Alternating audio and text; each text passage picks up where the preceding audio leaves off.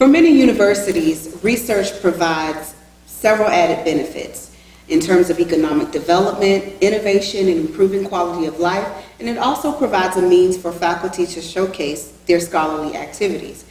So, Dr. Whitesides, for many years, I think 8 years, you've been a research administrator. So that means you've helped people shepherd their research projects.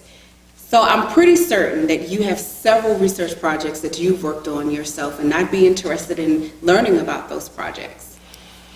Well, Liz, yes, I do.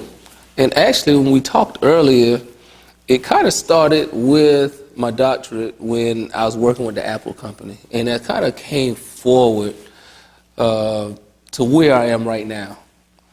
To the basis of my research is international agricultural research.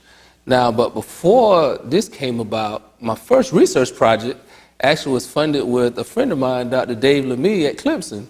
And we did a joint research project mapping communities. And basically, we was in the community seeing what the community actually thought they needed and not politicians. And that was funded through the Southern Rural Development Center.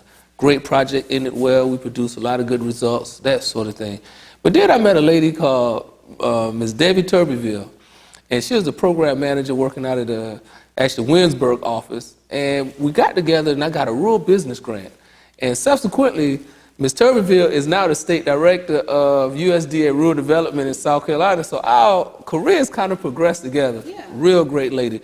But the time we was working, I was funded more than $1.5 million to do rural business research. We work with rural businesses, how to make them thrive, how to make them add jobs, how to make them grow, access to funding, all those kind of things. And that was a really, really great thing until I moved over to research administrator where I was able to get back on what I started as a kid, which is agricultural research.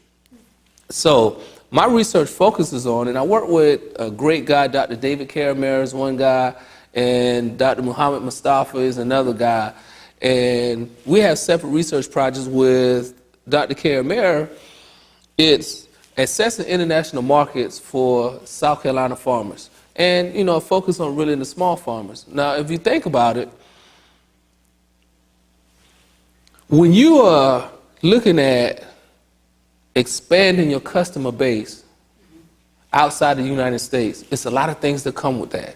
It's a lot of farmers that can and would be successful in international customers, but two things. One, they don't know how, and two, they don't understand a lot of the instruments. Mm-hmm. So if you think about exchange rates, if I'm buying a bushel of corn and it's worth X amount of dollars, mm-hmm. Now, as that exchange rate fluctuates in another country, the price can increase or decrease that cause your product to go up or down, which will affect sales, that sort of thing. So our research looks at hedging, which have fixed prices to the consumer on the other end, that piece. They have questions about insurance. What happens if your crops don't make it to the destination?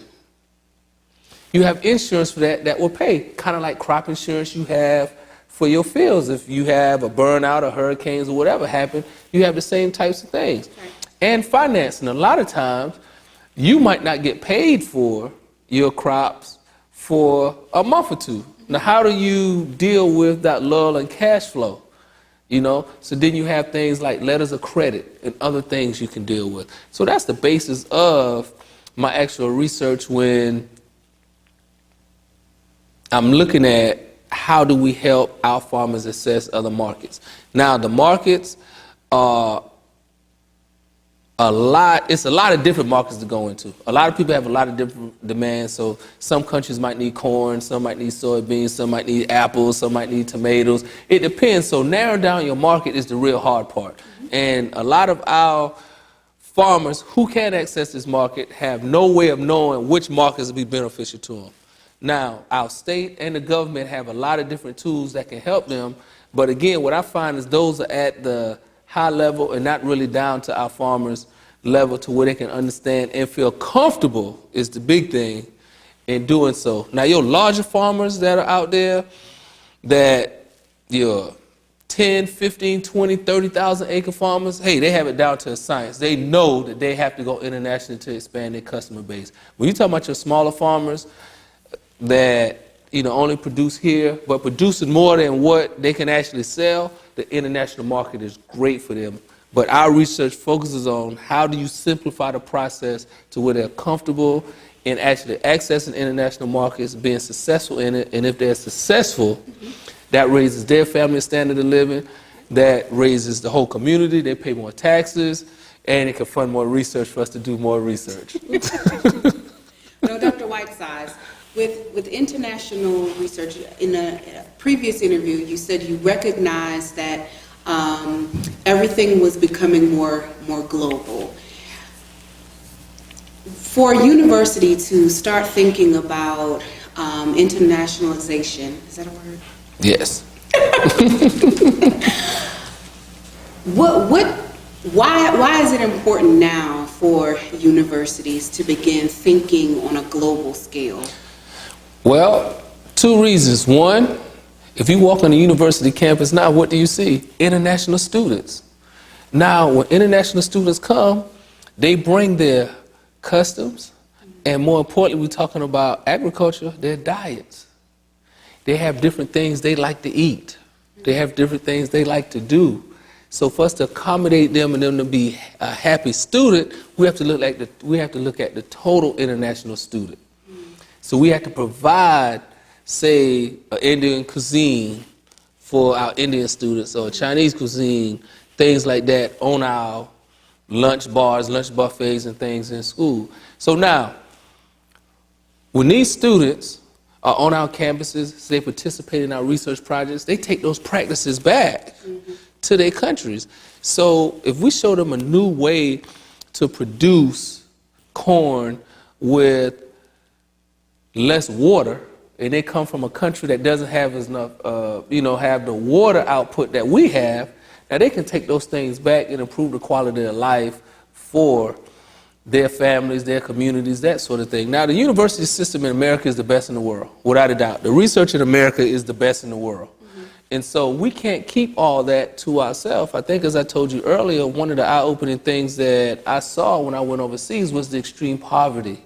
With poverty comes hunger. Right. We have the ability to feed the world. We have to figure out how we do that.